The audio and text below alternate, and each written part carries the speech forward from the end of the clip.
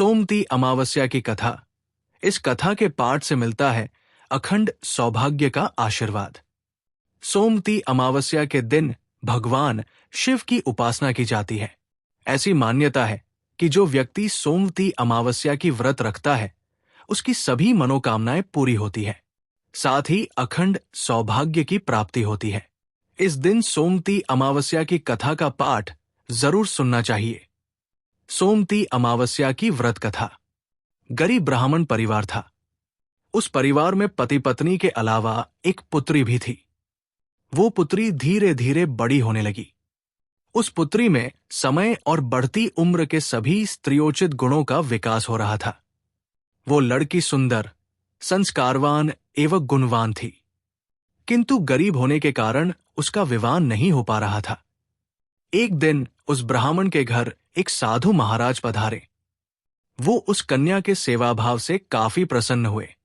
कन्या को लंबी आयु का आशीर्वाद देते हुए साधु ने कहा, इस कन्या के हथेली में विवाह योग्य रेखा नहीं है। तब ब्राह्मण दंपति ने साधु से उपाय पूछा कि कन्या ऐसा क्या करे कि उसके हाथ में विवाह योग बन। साधु ने कुछ देर विचार करने के बाद अपनी अंतर्दृष्टि से ध्यान करके बताया कि कुछ दूरी पर एक गांव में सोना नाम की धोबिन जाति की एक महिला न बेटे और बहू के साथ रहती है, जो बहुत ही आचार विचार और संस्कार संपन्न तथा पति परायण है।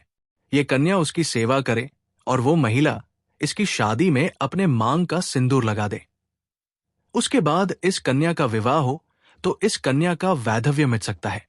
साधु ने ये भी बताया कि वो महिला कहीं आती जाती नहीं है।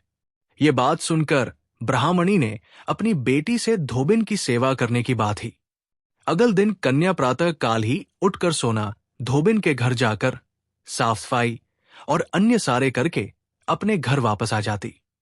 एक दिन सोना धोबिन अपनी बहू से पूछती है कि तुम तो सुबह ही उठकर सारे काम कर लेती हो और पता भी नहीं चलता। बहू ने कहा, मां जी, मैंने तो सोचा कि आप ही सुबह उठकर सारे काम खुद ही खत्म कर लेती है। मैं तो देर से उठती हूं।